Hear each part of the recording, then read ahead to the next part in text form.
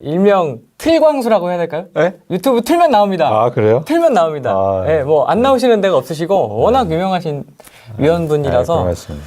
네, 미래에셋 배우 이광수 애널리스트 분과 함께 하도록 하겠습니다. 반갑습니다. 네, 안녕하세요. 네. 불러주셔서 감사합니다. 직접적인 라이브라고 할까요? 강의는 해보셨죠, 많이 라이브로? 아니 뭐 제가 TV에서 생방송도 하고 그렇죠. 네, 그다음에 뭐 하는데 오늘 또 느낌이 좀 새로운데요. 왜냐면 이렇게 사실 공간이 좀 작은데 그래서 이렇게 진짜 라이브 같아요. 진짜 개인 방송. 네. 진짜 라이브 뭔가 좀 느낌이 새롭습니다. 네. 좋은데요? 네, 오늘 바빠요. 오늘 시간이 없어요. 바로 해야 됩니다. 뭐 채팅 읽을 시간이 없습니다. 바빠서 바로 들어가겠습니다. 2020년 네. 12월입니다. 올해 정말 다사다난했습니다. 부동산 시장도. 좀 어떻게 보셨나요? 저도 부동산 시장을 분석하고 그리고 뭐 건설회사도 제가 리서치하고 이런 입장에서 2020년은 주식이든 부동산이든 굉장히 힘든 한 해였다. 분석하기도 그렇고 여러분들이 대하시기도 아마 그러셨을 거예요. 그래서 굉장히 다사다난 그 말이 딱 맞는 것 같은데요. 네. 그리고 저는 이제 부동산 오늘 얘기를 주로 드릴 테니까 네. 이게 부동산 관련해서 뭐 한 단어로만 말씀드리자고 하면 네.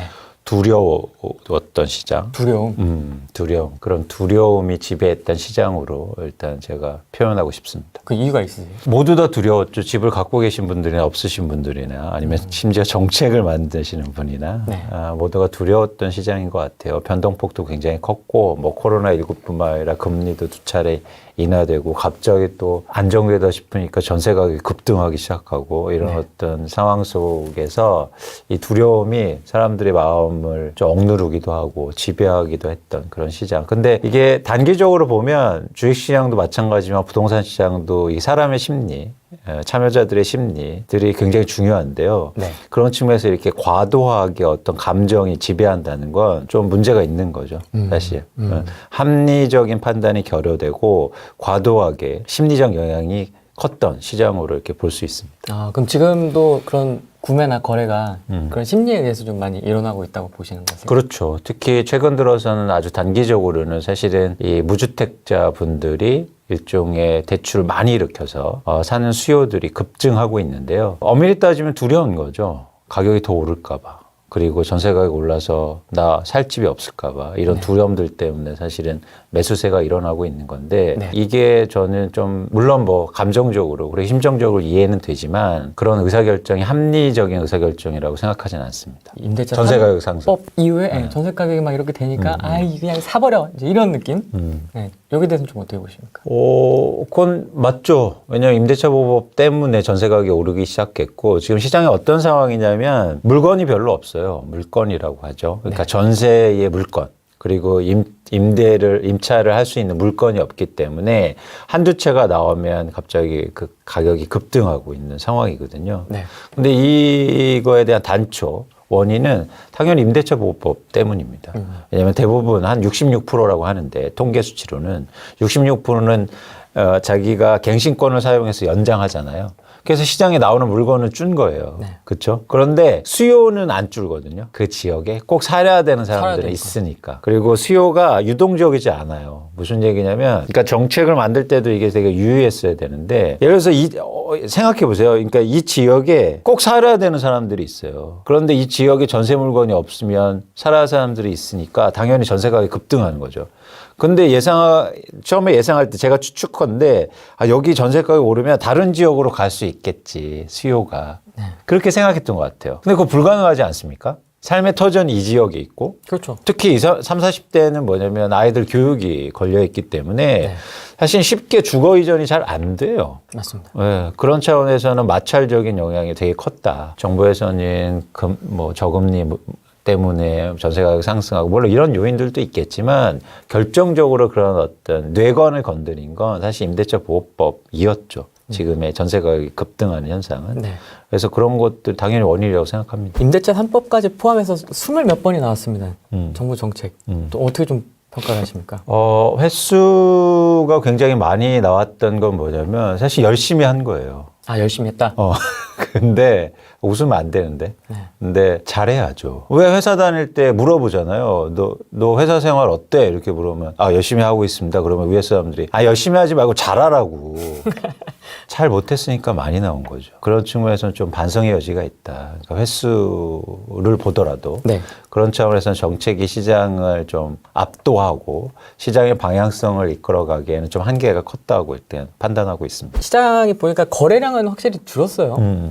줄었는데 떨어질 기미는 안 보이는 것 같아요. 보니까 이게 신고가도 퍽퍽 찍히고 있고요. 거래량은 줄었지만 좀 여기에 대해서는 좀 어떻게 보십니까? 거래량이 준 이유는 수요가 감소하고 있기 때문이에요. 그게 실수요든 투자 수요든 특히 이제 시중에 투자 수요가 급격하게 감소하고 있습니다. 투자하는 사람들은 사실 지금 없어요. 아, 없습니까? 네, 없다고 보시면 돼요. 아파트를 특히 서울에서는 서울에서 아파트를 투자 목적으로 사기에는 지금 굉장히 어려워요. 이유는 두 가지입니다. 첫 번째는 그러니까 전제가 필요해요. 어떤 전제냐면 집을 투자 목적으로 사는 건 한 채를 더 사는 거예요. 내 집을 사는 건 투자 목적이 아니죠. 왜냐하면 내 집을 살고 있으면 집값이 올라도 아무런 뭐 혜택이 없는 거예요. 다 올랐는데 뭐 이사도 오히려 못 가는 거고. 그래서 투자 목적으로 사는 건 집을 한 채 더 사는 거예요. 그렇기 때문에 최근 5, 6년간 보면 다주택자가 지금 220만 명인데요. 다주택자가 사들인 집이 전체로 전국적으로 80만 채가 넘습니다. 그러니까 그동안 투자하는 사람들이 엄청나게 집을 샀다는 거예요. 그런데 그 와중에 지금 어떤 게 정책이 나왔냐면 이제 다주택자한테 취득세가 엄청나게 올라요. 그게 예를 들어서 2주택 이상이면 8%를 내야 되거든요. 그리고 3주택이면 12%를 내야 돼요. 그러면 투자하기도 전에 수익을 내기도 전에 진입장벽이 높아진 거예요. 그러니까 투자하는 사람들이 없는 거예요, 별로. 왜냐하면 그만큼 뭐랄까 불확실성이 커진 거죠. 쉽게 말해서 이런 거죠. 그 정선의 카지노 가보셨어요? 거기 입장료를 안 받습니다. 아, 그래요? 네. 그렇기 때문에 투자하는 사람들이 그런 카지노에는 원래 진입장벽이 낮아요. 아, 오라고? 많이 돈 와야 쓰라고? 되니까. 근데 지금 양상이 정선의 카지노가 입장료를 이제 200만 원 받겠다는 거예요. 그럼 어떻게 되겠습니까? 좀 쫄. 확 줄죠. 확 줍니다. 구경하는 사람도 없어져요. 그래서 지금 이제 약간 한국에 특히 서울을 중심으로 해서 서울이나 수도권 이런 규제 지역을 중심으로 해서 그런 형국이다. 그러니까 취득세가 올라간 거는 진입장벽이 높아진 거예요. 그래서 시중에서 한 채를 더 살려는 사람들이 수요가 급격하게 감소하고 있어요. 그러다 보니까 당연히 거래량이 줄어든 거예요. 1차적으로. 그죠. 살려는 사람들이 많지 않으니까. 가끔가다 한 채 사는 거에서 신고가 가는 건 사실은 저는 크게 의미가 없어요. 그건 반대도 일어날 수 있거든요. 한 채가 갑자기 급매물이 나오면 떨어졌다고 하는 거하고 똑같은 거예요. 그래서 지금은 일단은 시중의 수요가 특히 투자 수요가 감소해서 시장에 거래량이 감소하고 있는 거죠. 근데 수요가 준다고 해서 가격은 빠지지 않아요. 프로님 한번 생각해 보세요. 살려는 사람 없다고 가격이 빠집니까? 집값이? 쉽게 빠지지 않죠. 안 빠지죠. 언제 빠집니까? 서로 팔려고 할 때? 그렇죠.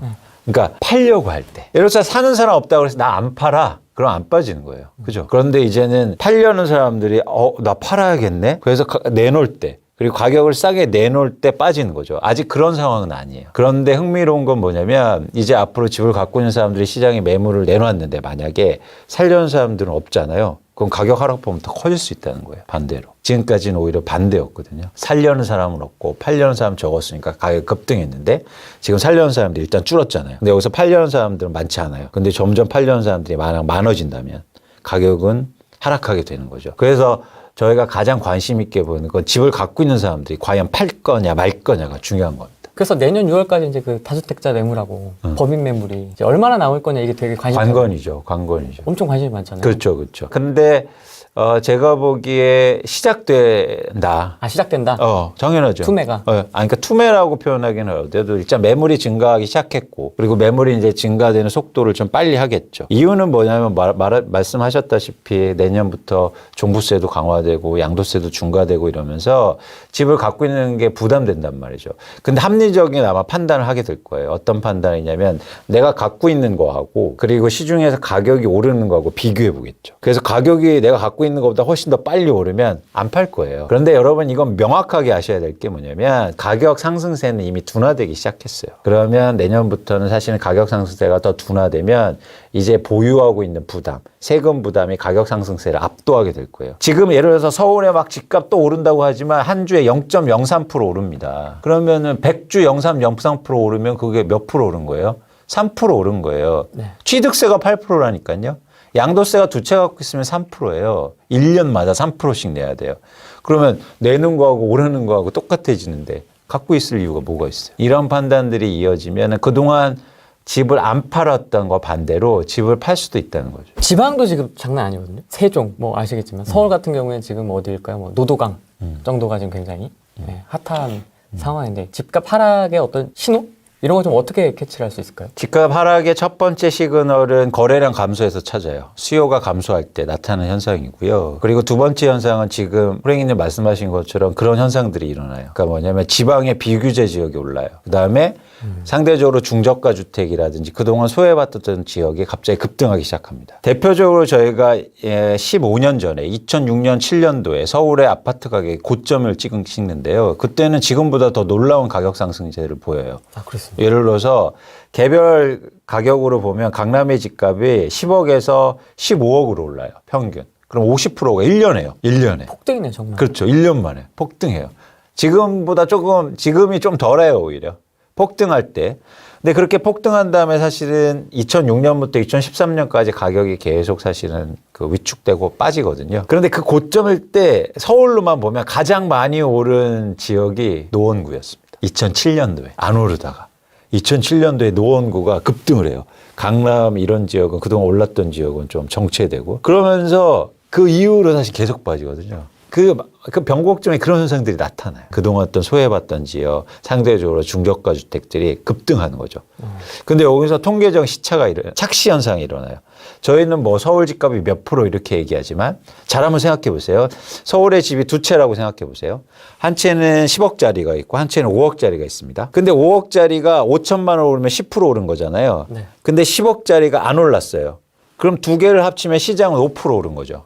이렇게 계산이 돼요, 지금. 그런데 이거를 그 시가총 일종의 비중 차원에서. 가중평균? 그렇죠. 그러면 상승률이 뚝 떨어지잖아요. 근데 지금 저희가 이렇게 계산하고 있단 말이에요. 이건 무슨 얘기냐면 주식시장에서 삼성전자는 안 오르는데 코스닥의 어떤 작은 주식이 상한가 쳤다고, 주식시장 좋다고. 폭등했네 이렇게 보는 거예요. 이런 상황들이 지금 일어나죠. 그래서 매일 언론이나 이런 데서 뭐 가격이 엄청 상승세가 오히려 가팔라지고 그거는 중저가 주택이 오르니까 상승률이 커 보이는 거예요. 가중평균을 하지 않거든요. 아, 그렇습니까? 그렇죠. 집을 어떻게 가중평균 하지 않아요. 그냥 상승률만 따져서 그걸 합산해서 단순평균으로 보여드리는 거예요. 그런 중저가 주택이 많이 오를 때 상승률이 높게 나타나요. 그래서 역대 최고로 올랐다 막 이런 얘기들이 또 들리는 거죠. 그럼 그때 15년 전 패턴하고 지금 약간 비슷한 지금 노도강이 그렇거든요. 유사하죠. 노도강이 지금 그렇거든요. 유사하죠.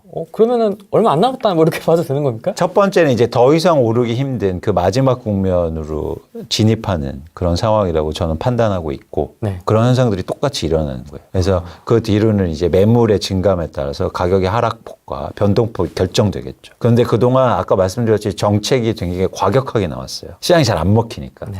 근데 그 정책이 되게 누적돼 있단 말이죠. 그래서 이 정책이 한 번에 먹히기 시작하면 반영되기 시작하면 시장에 예를 들어서 오른 것만큼 사실은 빠질 수도 있다 어쩌면. 아, 오른 것만큼요?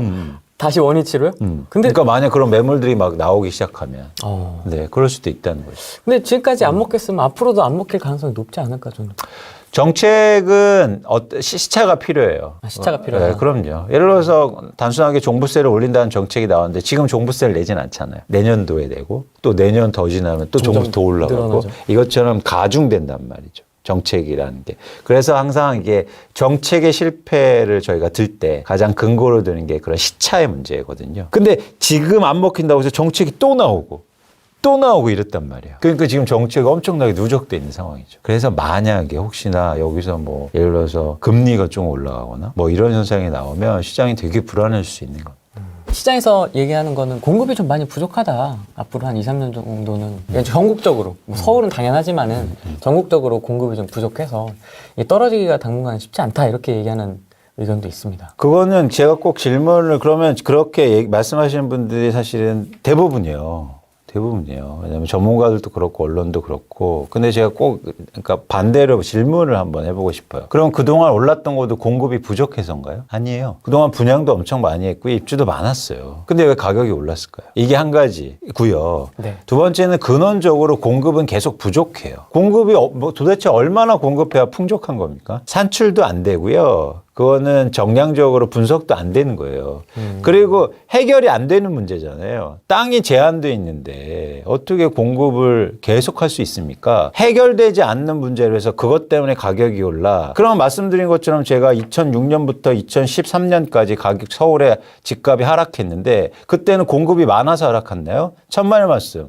공급이 엄청나게 줄어듭니다, 그때. 저는 어떤 현황을 얘기할 때 근거를 갖고 얘기하자는 거죠. 그리고 해결될 수 있는 걸로 얘기하자는 거예요. 서울에 어떻게 공급을 많이 할 수 있어요. 그리고 공급 때문에 가격이 오른 적도 없었고 공급 때문에 빠진 적도 없었죠. 여러분들이 그런 증거가 있으면 저한테 알려주시기 바랍니다. 재개발 재건축도 있을 수 있을 것 같고요.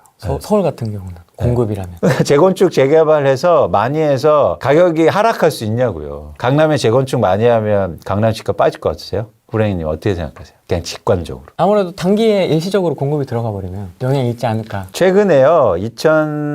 제가 좀 목이 말라서 마시겠습니다. 마셔요. 양해를. 네. 2015년도 이후로 강남의 재건축이 그러니까 최근 15년간 역대로 최고 많이 했어요. 여러분 강남 가보시면 대부분 공사판이었던 거 여러분 아실 겁니다. 재건축이 많이 돼서요. 아, 그렇습니까? 네. 그런데도 집값이 빠졌나요? 안 빠졌어요. 오히려 개발 호재가 붙어서 집값을 더 앙등시킨 거예요. 제가 이런 비유를 많이 들었는데 압구정동에 100층짜리가 생기면 압구정동에 공급 많다고 빠질까요? 안 빠져요. 거기 맨하탄 된다고 더 오를 거야. 네? 그게 사람의 본성이고 사람의 심리예요. 사람의 심리로 세상을 움직인다고요. 집을 아무리 공급을 많이 해도 시장이 오를 것 같아, 가격이 오를 것 같아 한 사람이 그래서 100채씩 200채씩 사면 어떻게 가격이 빠집니까? 근데 공급을 엄청 안 해요. 일본처럼 안 지어. 근데 사람들이 안 사 집을. 그럼 가격이 못 올라요. 그게 왜 진실인데 사람들은 자꾸 공급이 부족하다는 얘기를 하는지 전 모르겠어요. 특히 재건축 재개발은 되게 한계가 있는 거라는 거죠. 또 이런 비유도 많이 하는데 왜 강남의 재건축 조합장 분들이 나와서 재건축을 많이 해야 주택시장 안정되고 집값이 안정된다 이런 말씀 많이 하시잖아요. 네, 규제 풀어줘야 된다. 완화해라. 네, 조합장 분들이. 그 조합장 분들이 그럼 좀 나쁜 거예요. 아, 나쁜 거라고요? 네. 왜죠? 아니 그러면 재건축 못하게 해서 가격 계속 올려야지. 왜 해서 가격을 빠뜨리려고 하는 거예요? 무슨 이분들이 뭐 공익을 위해서 지금 하시는 겁니까? 에이, 속내 다 이거 규제 풀어지면 가격 오를 것 같다니까 하자는 거 아니에요? 아니, 왜 뻔한 거를 뭐 굳이 우리가 고민할 필요가 없어요. 자, 규제 풀어지면 가격 올라가고 강남에 아무리 공급 많이 해도 가격 올라간다는 거 누구나 다 아는 사실 아닙니까? 물론 주거의 안전이라든가 사실은 삶의 질의 개선을 위해서 재건축이 이루어져야죠. 근데 그건 순차적으로 이루어질 필요가 있고 갑자기 풀어져서 강남에 재건축이 많이 된다고 해서 서울의 집값이 안정된다? 절대. 그건 진짜 뇌관을 건드리는 일입니다. 아, 뇌관이다? 그럼요. 엄청나죠. 왜냐하면 그렇게 되면 투자하는 사람들이 막 쏟아질 거 아니에요. 이미 지금 그런 움직임이 뭐 얘기가 또 뭐 언론에서 나오고 있는데 내년도 서울시장 선거가 있으니까 서울시장에서 후보들이 재건축 규제 풀어준다. 이러니까 또 투자자들이 막 몰려들어서 집을 살까 말까 막 고민하고 있다는 거잖아요. 아, 그래요? 네. 벌써? 그럼요. 그러니까 이 공급이라는 걸 한번 고민해 볼 필요가 있다는 거죠. 많이 짓는 게 공급이냐. 물론 뭐 서울에 막 다 줘요. 막 다 100층씩 올려. 때려 넣어 막. 그러면 집값 빠지죠, 당연히. 그렇게 못 하잖아요. 안 되잖아요. 그럼 경기도는 다 망하라는 겁니까? 인구는 안 느는데? 그럼 그 집들은 다 누가 사줄 거예요? 안 되니까 한계가 있는데 그런 상황 속에서 사실은 절대 짓는 게 중요한 게 아니라 적절하게 컨트롤하고 중요한 거고 더 중요한 건 뭐냐면 가격을 결정하는 공급은 짓는 공급이 아니라는 거예요. 아, 짓는 공급이 아니라? 네. 이유는 뭐냐면 아까도 말씀드렸지만 100채를 진다고 그래서 한 사람이 100채 다 사가면 그게 공급이 안 되잖아요. 그러니까 공급이라는 건 뭐냐면 그래서 수요를 투자적 수요, 투기적 수요를 좀 억제한 것도 일종의 공급이 될 수 있고요. 그다음에 갖고 있는 사람들이 시장에 매물을 내놓게 해야 돼요. 아까 말씀드렸죠. 최근 5년간 다주택자가 전국의 집을 80만 채를 사들였다고요. 80만 채면 우리나라가 1년에 30만 채 아파트를 공급하는데 평균적으로 25만 채에서 30만 채를 공급하는데요. 거의 3년치를 사간 거예요. 3년치를 누군가 한 채 더 사갔다고요. 그러면 3년 동안 공급이 빵이었던 거예요. 실수요자 입장에서는. 그러면 실수요자 입장에서 나 돈 모으고 있었는데 투자적 수요들이 막 사서 그냥 다 사가. 그건 내 입장에서는 공급이 없는 거예요. 공급이 많아져서 집값 빠질 줄 알았더니 공급이 준 거예요. 이게 지금 한국의 현실이었다. 그런데 지금 그렇게 집 많이 갖고 있는 사람들한테 임대사업자들 혜택 주면서 종부세, 양도세 절감해주고 안 내게 해주고 이런 거죠. 그러니까 더 산 거예요. 아, 정부에서 들어오라고 임대사업자 들어오라고 막 이랬으니까. 그래서 막 2주택, 3주택에서 산 거예요. 그러니까 무주택자 입장에서는 이게 공급이 는 겁니까? 준 겁니까? 엄청나게 준 거죠. 그리고 또 하나 뭐냐면 그 분들이, 다주택자분들이 그러면 샀다가 시장에 매물을 내놔야 되는데 매물도 줄어들어요. 가격 오를까봐. 그러니까 저희가 통계적으로 보면 2015년도에, 2014년도쯤에, 15년도쯤에는 서울에서 100채당 10채는 매물로 나와요. 근데 지금 4채로 줄었어요. 집을 갖고 있는 사람은 안 팔아. 더 올라갈 것 같아. 이게 공급이 엄청나게 준 거예요, 사실. 여러분들이 부동산 가서 저기 매물 있어요라는 건 건설사가 짓는 물건이 아니고요. 누군가 내놓는 물건이잖아요. 그렇죠. 근데 여러분들 대부분 이렇게 얘기하는 거예요. 건설사한테 제발 많이 지어. 건설사한테 많이 짓는 건 여러분한테 돌아가지 않아요. 여러분들이 마주하는 공급은 부동산에 나와 있는 매물입니다. 근데 매물이 10채였는데 4채로 줄었다니까요. 안 팔아서. 그리고 갖고 있는 게 좋았거든. 그러니까 공급은, 이게 공급이 감소해요. 이런 공급이 감소를 얘기해야지, 이런 공급은 감소했는데 건설회사를 보고 아니면 정부한테 아파트를 많이 지어야 된다. 그 공급이 아니라니까요. 일부는 있지 않습니까? 청약이라든지 뭐 이런. 그렇죠. 근데 한계가 있다는 거죠. 이 시장을 안정시키기에는. 그러니까 제가 비교하는 예를 또 어떤 걸냐면, 여러분 보세요. 원유를 한번 보세요. 원유. 원유 가격이 왜 오르고 떨어집니까? 사우디 매장량이 줄거나 감소해서요? 아니죠. 아니에요. 산출량이 줄어서예요. 시장에 마주하는 가격은, 공급이라는 건 유통 물량이란 말이에요. 사우디의 매장량이 줄었다고 해서 가격이 오르는 게 아니고, 사우디의 땅속에 있는 매장량이 갑자기 새로운 게 발견돼서 늘었다고 가격이 빠지지 않는단 말이에요. 미국의 셰일가스, 셰일오일이 계속 있다가 수백만 년 있다가 갑자기 캐내니까 오일이 빠진 거예요. 산출량이죠. 전 지구의 원유는 변하지 않아요. 가격을 결정하는 건 총량이 아니라 유통 물량과 거래될 수 있는 물건이라는 겁니다. 그런 입장에서는 최근에 이 유통 물량이 크게 감소했다. 집을 안 파니까. 갖고 있는 게 유리했어요. 세금 혜택도 주고, 뭐 가격도 오르고, 금리도 싸고, 누가 집을 팔겠습니까? 이런 상황이었다. 그래서 결국에는 공급을 늘리려면 이런 집을 안 팔고 있는 사람들이 매물을 증가시키는 게 되게 중요해요. 그래야 시장이 안정될 수 있어요. 아까처럼 5년 동안 80만 채를 살았는데 그 사람들이 향후 5년간 80만 채를 판다고 생각해보세요. 반대로. 그러면 공급이 엄청 증가하는 거예요. 그렇죠. 굳이 막 신도시 개발하고 막 애써 또 돈 풀고 이럴 필요가 없단 말이에요. 왜 그걸 안 할까? 그래서 이제 그런 부분에 대한 각성 때문에 점점 이제 그 매물에 대해 사람들이 생각하기 시작했죠. 자꾸 뭐 매물은 영향 없어 이런 말씀을 많이 하시는데 그건 현실 경제, 현실의 부동산 시장하고는 전혀 판이한 그런 판단이고요. 네. 저희가 좀, 그러니까 이건 시장을 맞추거나 안 맞추고를 떠나서 명확하게 할 필요가 있습니다. 그러면 서울 집값을 잡으려면 일단 다주택자들이 내놓게끔 계속 또 뭘 내놔야 되겠군요. 그렇죠. 뭔가 당근책을 주든 뭔가. 그렇죠. 그들이 심리적으로 어떤 팔 수 있는 그런 시장 분위기를 계속 조성하는 게 되게 중요합니다. 그래서 제가 조사해봤더니 서울 아파트에 평균적으로 13% 정도가 임대사업자로 등록돼 있고요. 그다음에 다주택자 비중으로 하면 약 30% 정도가 여러분이 사시는 아파트에 누군가 다주택자가 하나를 갖고 있다는 거예요. 근데 이런 물량들이 시장에 나오기 시작하면은 이제 공급이 되는 거지. 그게 공급이에요. 여러분이 가격을 마주하는 공급. 다시 한번 강조하지만 건설사가 아무리 짓고 아무리 많이 지어도 그게 연간 100만 채 이상이 되지 않는 한 누군가 계속 사고 그리고 유통 물량이 줄면은 절대 가격은 빠질 수 없습니다. 안정될 수 없다는 거죠. 그래서 내년은 그런 물량이 좀 나올 수 있다. 그렇죠. 이제는 왜냐면 드시면서 네, 두 가지 이유예요. 두 가지 이유가 뭐냐면 첫 번째는 전 임대사업자 등록과 혜택이 사실 중요하게 이렇게 매물 감소에 영향을 미쳤다고 크게 미쳤다고 보는데요. 2018년부터 그 강화되면서 그러니까 조호되면서 지금 예를 들어서 서울에 2채를 갖고 있는 아파트를 갖고 있으면 향후 종부세를 뭐 2, 3천 내야 돼요. 근데 임대사업자 등록하고 있으면 종부세가 빵원입니다. 종부세를 아무리 올려도 임대사업자는 집을 안 내놓을 거잖아요. 영향이 없어요. 근데 무슨 일이 일어나냐면 올해 말부터 임대사업자 아파트의 경우에 임대사업자 제도가 없어져요. 네. 말소가 돼요. 네. 그러면 이제는 그동안 등록돼 있던 게 그냥 없어지는 혜택이 없어지는 거잖아요. 그러면 이제 고민하겠죠. 팔까? 아니면 그냥 내가 개인으로서 이걸 갖고 있을까? 네. 세금을 낼까? 그렇죠. 이런 고민들이 시작하는 세대가 많아지게 될 겁니다. 그리고 그동안 너무 안 팔았어 그동안. 더 이상 안 팔 수 없다고 전 봐요. 아, 그렇습니까?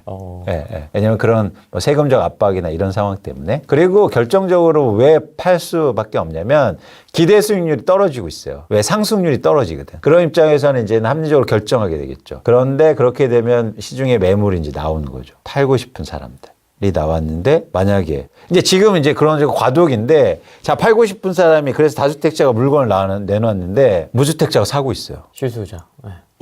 전세가가 밀려서 사실은 그 다주택자가 제일 먼저 파는 게 뭘 것 같으세요? 그래도 좀 싼 거. 상대적으로. 떨어지는 거 좀. 아니, 떨어지는 것보다 상대적으로 외곽이 있거나 좀 이렇게 그런 지역. 덜 올랐던 지역. 뭐 일명 못난이. 네. 근데 이런 데도 팔려고 하니까 갑자기 전세 가격 상승 때문에 밀려난 실수요자들이 와서 덜컹 이걸 오히려 비싸게 사주네? 이래서 제가 지금 약간 그러니까 이런 상황을 보고 약간 충격이에요. 아, 충격받으셨군요.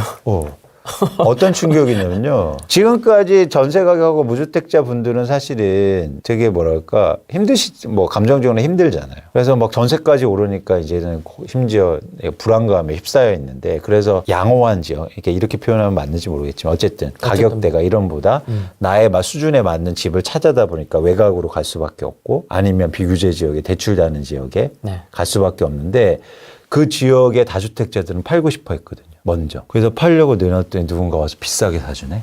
실수요자가. 아니, 지금 시중에서 물건을요, 파는 사람들은 누굴까요? 전세 가격이 그러니까 자기 집에 살고 있는데 파는 사람들은 거의 없어요. 그죠? 그 집에서 내가 살 수 없거나 아니면 내가 집을 많이 갖고 있어서 팔아야 되거나 하는 사람들이 시장에 매물을 내놓는 경우가 제가 볼 때 한 80%, 90% 이상 돼요. 근데 그 물건들을 무주택자들이 그동안 압박받다가 지금 대출받고 마이너스 대출받고 전세 오르니까 심리에 쫓겨서 그 집을 심지어 비싸게 주고 사주고 있단 말이에요. 심지어 다주택자에 지금 꽃길이 마련되고 있어요. 출구에. 아, 꽃길. 저기 좋게 나가세요 하고. 사실 어떻게 해야 되냐면 지금 이거는 감정적으로 어떻게 돼야 되냐면 제가 만약 무주택자고 그런 상황이라면 그 물건들이 나왔을 때 받아주면 안 돼. 그래야 가격이 빠질 거 아니에요. 근데 지금 높게 주고 사고 있다니까요. 근데 이런 과정이 오래 갈 수 없다. 무주택자가 파이가 더 크니까 이걸 당연히 소화를 할 수 있는 거 아닌가 이렇게도 볼 수 있다. 그러니까 시장의 변동성을 읽기 위해서는 이런 거죠. 지금 서울에 아파트를 사시면 주택 자금 조달 계획서를 제출하셔야 되는데 2018년부터 지금까지 그러니까 전체적으로 저희가 한 60만 건을 조사해 봤더니 그중에서 60%가 실거주 목적으로 사요. 그리고 40%는 갭 투자라든가 투자 목적으로 집을 사요. 근데 이 60%는 연간 거의 유사해요. 수요는. 이 40%가 변동성을 일으킨다고요. 40%가 많아졌다가 줄었다가 하면서 변동성을 일으키는 거예요. 근데 지금 단기적으로 어떤 현상이냐면 실수요자가 원래 고정돼 있는데 전세 가격이 오르니까 실수요가 갑자기 증가했어요. 투자 수요는 감소하는데 투자 수요 감소하는 거에 실수요자들이 메꿔주고 있단 말이에요. 근데 실수요자가 증가하면 어떻게 됩니까? 나중에는요. 실수요자가 감소하죠. 다 사고 나면 살 만큼 다 사고 나면. 그렇죠. 이 미래 수요가 당겨지는 거잖아요. 그러니까 투자 수요는 계속 증가할 수 있어요. 누군가 두 채 사면 세 채 사고 네 채 사고 10채 사면 되니까. 그래서 투자 수요는 계속 증가할 수 있어요.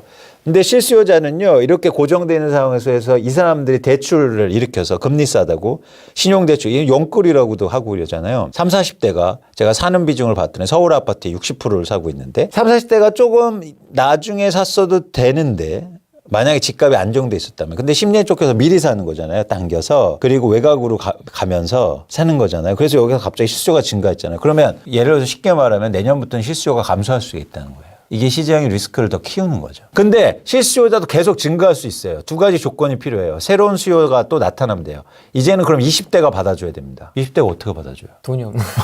대출이 안 되잖아요. 또 하나 받아줄 수 있어요. 이민이 엄청나게 오면 돼요. 아, 외국인. 네, 이민자가 와서 받아주면 돼요. 근데 그거 예측하기 힘들잖아요. 그래서 지금 실수요자가 미리 당겨서 사는 건 미래 수요를 줄이는 행위다. 쉽게 말해서 신문 이게 되게 흥미로운 건데 최근 신문 같은 데 보면 집을 두 채 갖고 계신 분들이 자녀분들한테 한 채를 증여한다는 말이에요. 그래서 집값 안 빠진대요.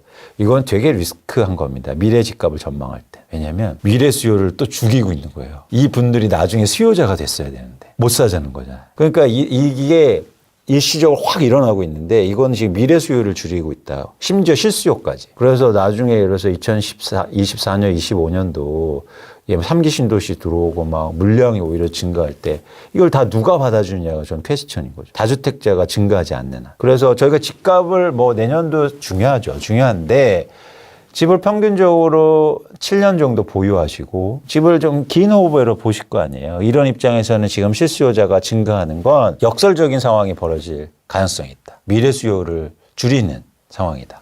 라고 볼 수 있습니다. 언론에서 나와서 얘기하시는 분들 뭐 내년 집값 얘기하는 거 보면 엄청 상승할 거다 이렇게 전망하시는 분들도 많으신데 위원님은 좀 어떻게 보십니까? 내년 집값. 국시적으로는 좀 다르겠지만 제가 이제는 전망하는 게 아까 말씀드린 것처럼 매물이 이제 증가할 테고 그렇게 되면 집값은 안정될 수 있고 오히려 하락할 수 있다. 그리고 어떤 현상, 이게 반대 현상이 또 일어날 수도 있어요. 뭐냐면 집을 다 내놨는데 안 팔려요. 그러면 더 싸게 내놓겠죠.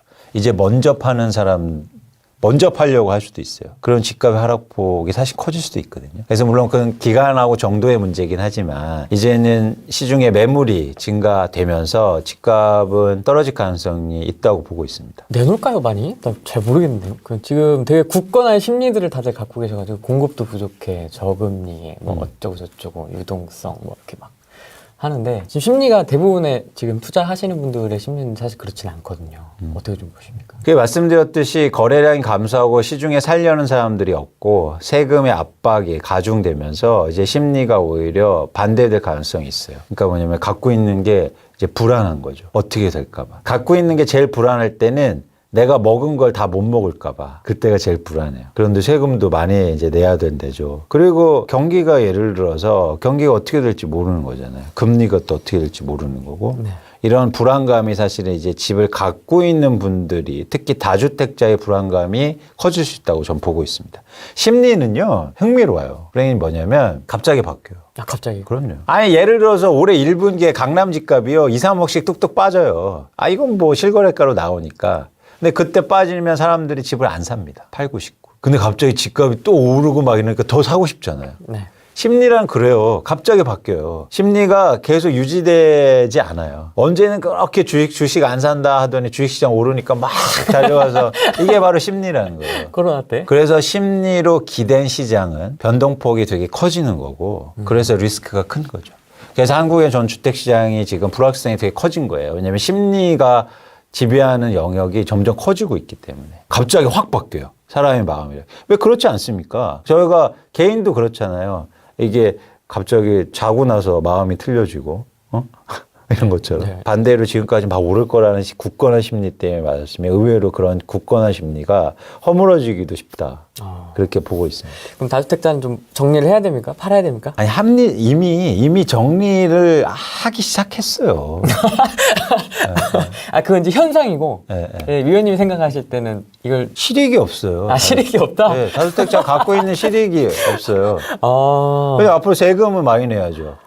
투자 수익률은 떨어지죠. 불확실성이 커지는데 그걸 왜 들고 왜 들고 있냐? 그러니까 하나밖에 없어요. 들고 가는 이유는 이제는 이렇게 바라는 거예요. 제발 저기 가자.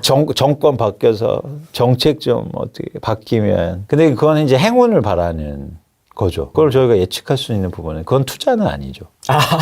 그거는 행운을 바라는 그렇죠. 행운을 거다? 바라는 거죠. 근데 근데 그런 행운을 바라시는 분이 계신다면 이제 매년 돈을 내시면서 계속 행운의 그런 복권을 사시는 겁니다. 행운이 일어나기를. 제발 세금 구조가 바뀌기를.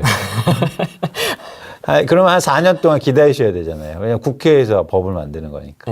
그죠? 4년 반 남았죠. 4년 반 동안 계속 이제는 종부세 내시면서 계속 이제 기다리셔야 되는 거예요. 근데 그게 쉽지 않아요. 그런 심리인 것 같아요. 세금이고 뭐고 일단 더 갈 것 같다, 이게. 뭐 한 2, 3억 더 갈 것 같은데. 뭐 지금 뭐 몇백만 원? 뭐 몇천만 원 좀 내는 거야, 뭐 조금.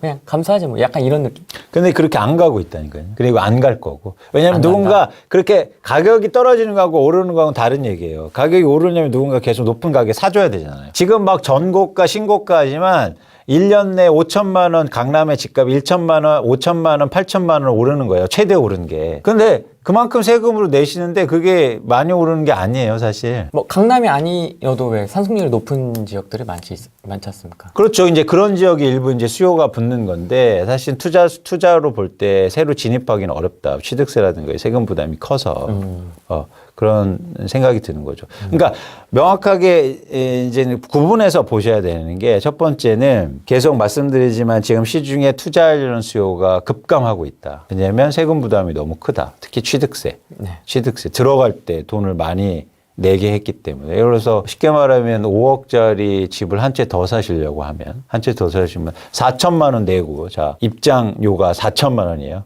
4천만 원 내고 시작하는 거예요. 기타 주민세, 뭐 기타 세금, 거기다가 중개수수료까지 합치면 거의 뭐 6천만 원, 7천만 원, 8천만 원까지 갈 수가 있는 거죠. 네. 그렇게 내고 5억짜리를 사서 기대 수익률이 얼마나 나오겠습니까? 수익률이 자꾸 떨어지고 있는데. 아무리 감정적으로 판단해도 한 채를 더 사긴 힘든 상황이죠. 그래서 일단 투자 수요가 줄어들고 있잖아요.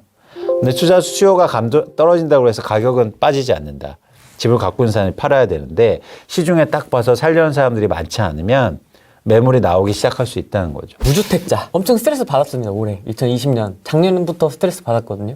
전세가는 막 이러고 집을 사야 돼 말아야 돼 지금 막 엄청 고민하고 계신 분들 어떻게 됩니까? 그러니까 무주택자 분들이 저를 많이 욕하실 수도 있어요.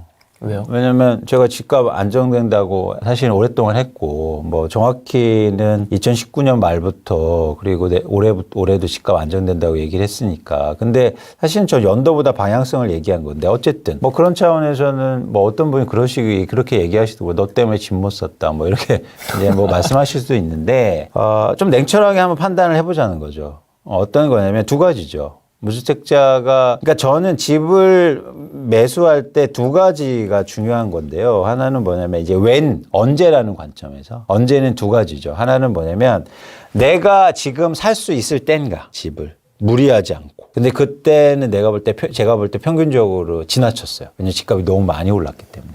그래서 내 능력 이상이에요. 그렇기 때문에 자꾸 외곽으로 밀려나는 겁니다. 이렇게 하시지 마시라. 그래서 왓이 아니라 웬에 집중을 해야 된다. 그렇죠. 그리고 외는 또 시장은 가격은 변동될 수 있다. 이제는 방향성은 전 잡혔다고 봐요.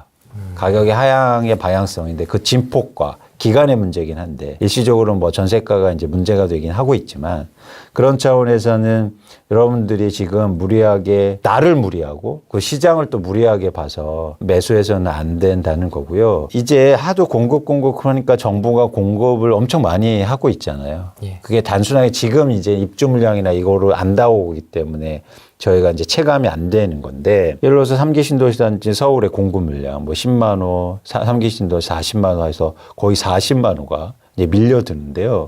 여러분 인터넷이 터졌습니다.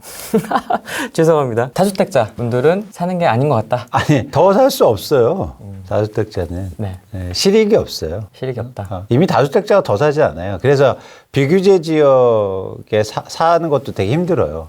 왜냐면 비규제 지역에 사도 규제 지역에 사는 게 부담이 되니까 네. 사실은 섣불리 지금 이미 다주택자가 한 채를 더 사는 시장은 끝났다. 선수들은 사지 않습니다. 전 되게 웃긴 책이 뭐냐면요. 왜 이맘때 되면은 이제 어떤 책이 서점에 많이 나오냐면 집 한 채 없었는데 20채 주인 됐다. 네. 100채 주인 됐다. 뭐 얼마 벌었다. 네, 뭐 가정주부셨는데 임장 다녀서 50채 주인 됐다. 네. 그리고 책을 쓰시잖아요. 네. 저는 이거 되게 열받아요. 그렇습니까? 네. 왠지 아세요? 아니 살 때 같이 사자고 써야 될 거 아니에요. 왜 다 사놓고 써요 책을. 성과가 안 났으니까 그때는 살 때는. 아니 성과 났잖아요. 같이 사자고 그랬어야지. 이제 성공하고 얘기를 하는 거죠. 그러니까 왜 성공하고 그거 누가 자기 거 누구 대신 사주라고?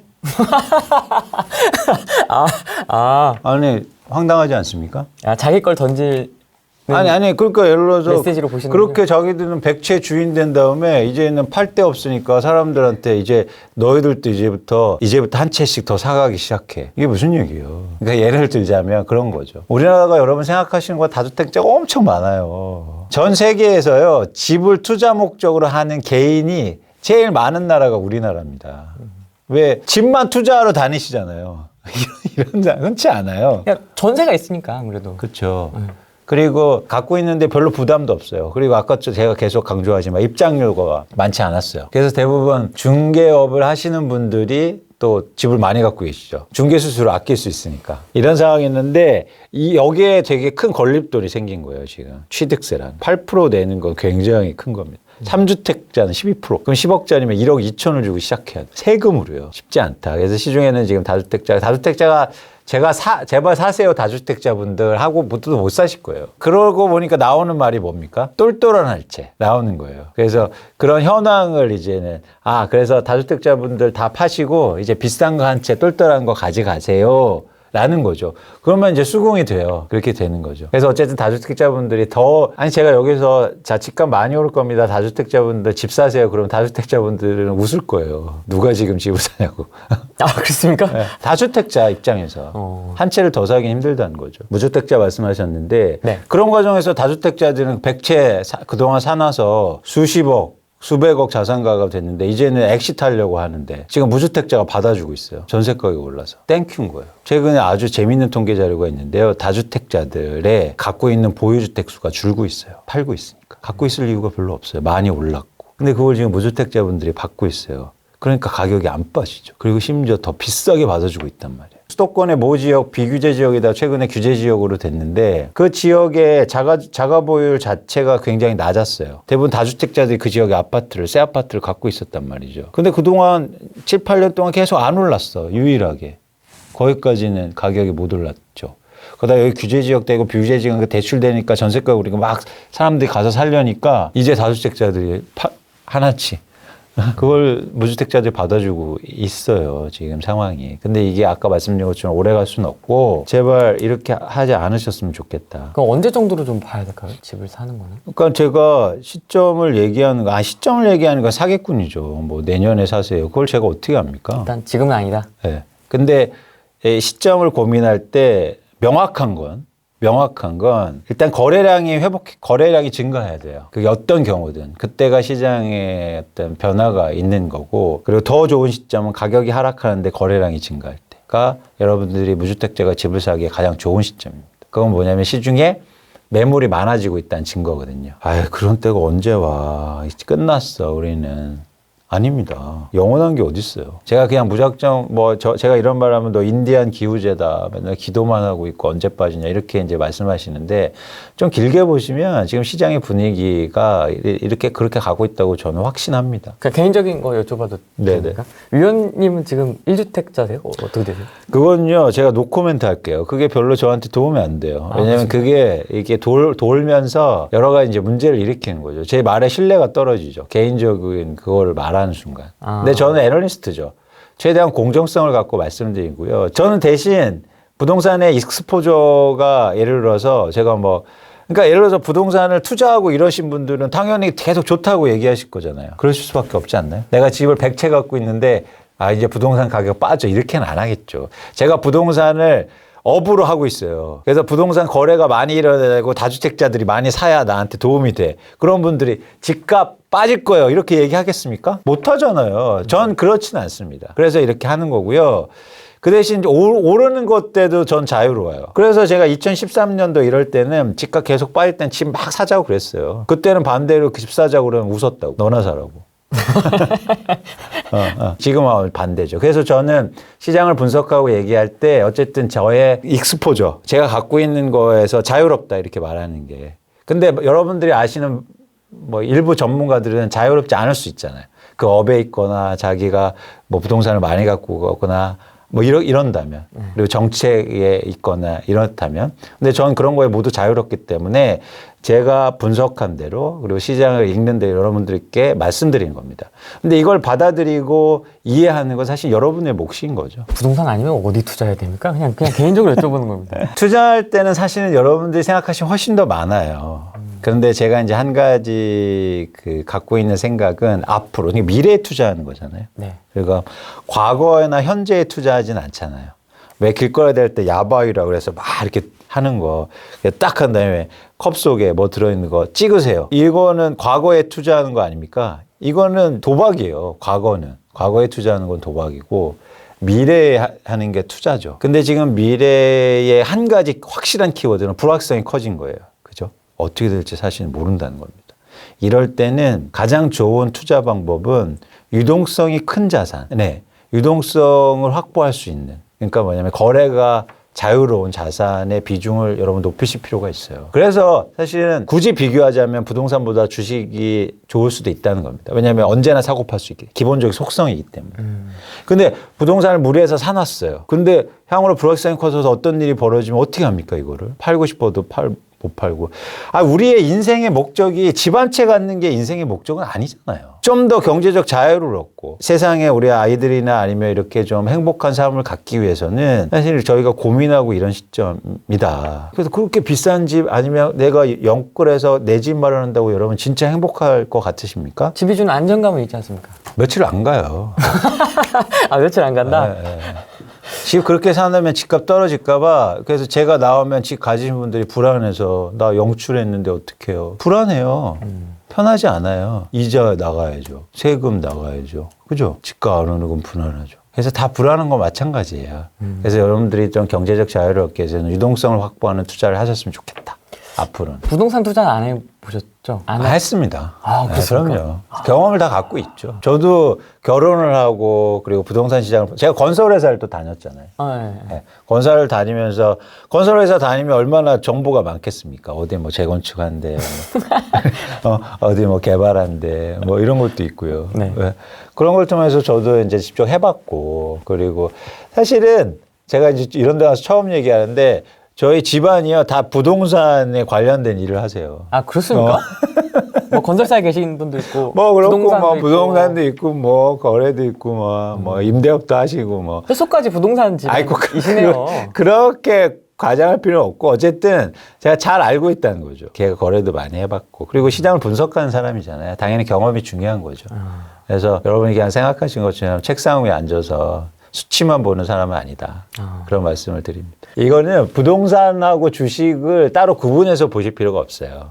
이거를 투자의 관점에서 한번 보셨으면 좋겠어요, 여러분들이. 그러면 굳이 대상물을 구분할 필요는 없습니다. 투자로 보면 부동산과 주식이나 채권, 뭐 이런 다 대체 투자 이런 건 다 똑같아요. 투자는 공부해야죠. 그래서 여러분들이 투자를 공부하시는 거지 부동산은 공부하지 않으셔도 됩니다. 투자 관점에서 부동산을 보시는 거죠. 그리고 투자 관점에서 내 집 마련도 해보시고 그러면 이게 앵글이 각이 좀 보는 각도가 좀 달라지죠. 투자로 보면 세상이 완전히 달라집니다. 뭐 부동산으로 한정을 해볼까요? 부동산 공부는 어떻게 해야 될까요? 부동산 공부는 이렇게 뭐 많이 들으시고 책도 많이 보시는데 이제 자기의 주관, 투자 철학을 이제 갖는 게 되게 중요한데요. 그래서 부동산에 뭐 공부할 건 되게 많겠죠. 많은데 이제 아웃라인을 한번 제안해 드린다면 부동산은 그러니까 기본적으로 투자의 모든 상품이나 분야는 기본적으로 그 대상에 변하지 않는 속성이 있잖아요. 그래서 여러분들이 한번 생각해 보세요. 부동산이 갖고 있는 변하지 않는 속성. 대표적으로 있지 않습니까?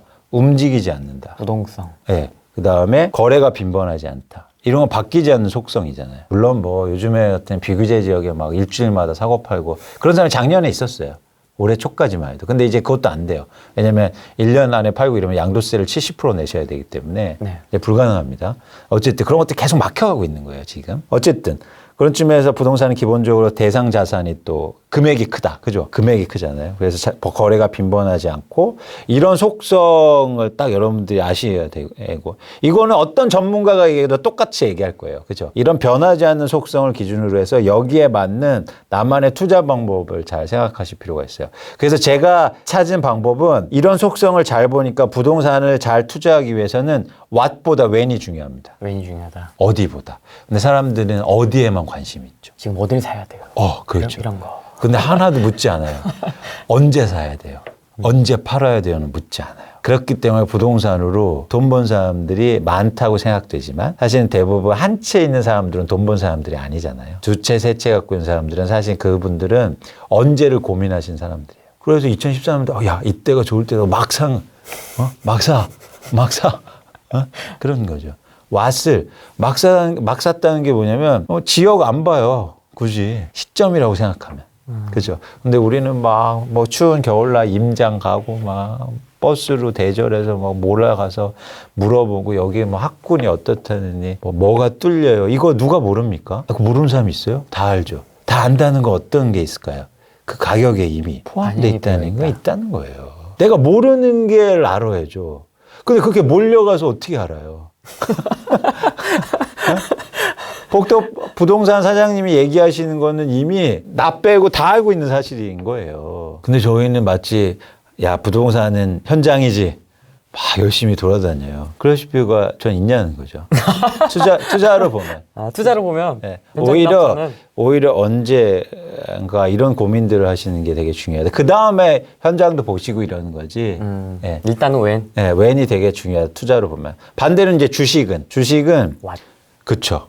반대예요, 완전. 주식은 뭐냐면 언제나 사고 팔 수 있잖아요. 그리고 규모가 적잖아요. 그렇기 때문에 웬보다 왓이 중요해요. 근데 또 주식 투자는 또 반대로 해요. 왜냐면 어떻게 하냐면 한 번만 떨어져라. 때를 기다리세요. S전자 한 번만 떨어져라. 내가 재산 몰빵해서 산다. 근데 막상 떨어지면 또 안 산다. 더 떨어질까 봐. 그리고 생각해보면 안 빠지잖아. 계속 오르잖아. 아이고 내가 틀렸네 하고 그냥 또 높은 가격에 또 사요. 그렇죠. 웬을 고민하기 때문이에요. 주식 투자는 왓에 투자하는 겁니다. 그래서 회사를 분석하시고 이 회사가 뭘 하느냐. 그래서 그 회사 주가가 빠지면 마음 편한 거예요. 좋은 회사인데 나 더 살래. 이게 주식 투자예요. 근데 여러분들이 웬만 고민하니까 빠지면 가슴 조이고 오르면 또 더 사고 싶고 이런 거예요. 네. 제발 주식 투자는 왓을 더 고민하시라. 그래서 이 회사가 좋은 회사인가 성장하는 회사인가 이 회사가 시장에서 어떤 평가를 받고 있는가 그래서 꾸준하게 언제나 사고 팔 수 있기 때문에 그래서 이것처럼 투자하실 때 그 대상 자산에 명확하게 개념 규정을 하시고 거기에 대한 여러분들의 방법을 찾아보시면 좋겠다. 근데 제가 제안해 드린 방법은 웬과 왓이다 라고 말씀드립니다. 아, 이런 제안이 있습니다. 신년 토론 해보신 적 있으세요? 토론? 신년 토론? 네. 저는 토론하는 거 좋아해요. 아, 그렇습니까? 근데 상대방들이 안 하려고 그래. 아, 저를 피하더라고. 가능합니다. 가능해요? 가능합니다. 다 준비되어 있습니다. 가능합니다. 아, 그래요? 네. 한번 어떻게 한번 좋죠. 프레이 TV에서 한번 좋죠.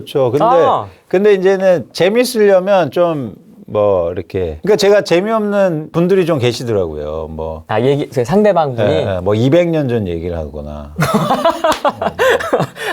집값은 100년 동안 올랐다. 이렇게 얘기하시면 제가 뭐라고 대답해요? 그러니까 그런 분들을 좀 엄선해서 하시면 엄선해서 말 좀 그렇고 어쨌든 하시면 저는 좋아요. 토론은 너무 좋죠. 왜냐하면 제가 배우는 게 더 많거든요. 언제나 웰컴인데 요즘 제가 그래서 그런 제안이 많이 들어와요. 왜냐면 집값 빠진 사람들이 별로 없잖아요. 그래서 상대방 항상 제가 있어요. 대부분. 근데 제가 간다면 그 상대방이 안 나온대. 아, 그렇습니까? 제가 막 너무 막 윽박지르거나 화내는 스타일 아닌데. 저 숫자로 얘기하고 이렇게 합리적인. 오늘 얘기 나눠보니까 굉장히 좀 젠틀하시고. 애널리스트잖아요. 공인된. 제가 아시아 1등 애널입니다. 아시아 1등 네. 상도 있습니까? 그럼요. 로이터에서 선정한 아시아 1등. 2019년 아시아 넘버원. 그런 것도 있군요. 그럼요. 부동산 부문. 아니요. 제가 주식도 분석하니까. 주식을 제일 잘 맞춘 사람. 2019년도에 아시아에서. 이건 처음 듣습니다. 그래서 제가 토론할 만한 대상이 돼요. 근데 상대방들이 피하더라고. 여러분, 한번 하시죠. 됐습니다. 건설사 출신이시고요. 아마 아실 거예요. 누구요? 네, 유튜버 누구요? 계신데, 그건 이제 제가 톡방을 이제 만들어서 제가 이제 조율해가지고. 그러세요. 여러분들이 뭐 원하시면 제가 뭐 희생할 각오가 되어 있습니다. 희생 이런 건 아니고 그냥 좀 건전한 토론.